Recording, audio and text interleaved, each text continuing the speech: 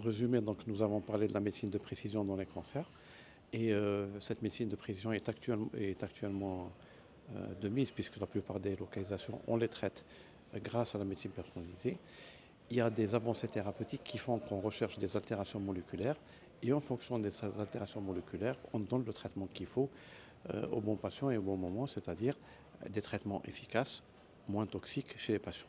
Donc on a remarqué dans les études internationales qu'il y a une augmentation certes des prix de ces médicaments. C'est pour ça que j'ai fait appel un petit peu aux firmes pharmaceutiques pour réduire les coûts de ces médicaments.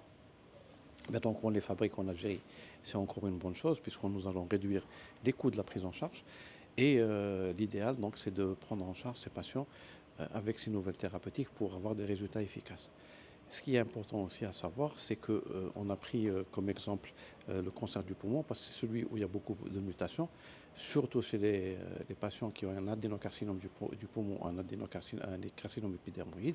Et on a remarqué que c'est avec ces altérations moléculaires, on peut les corriger par la mise en route des traitements idoines pour ces localisations.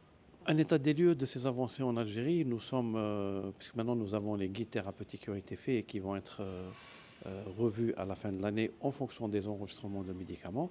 Il y a certaines localisations où nous sommes à jour en termes de traitement efficace.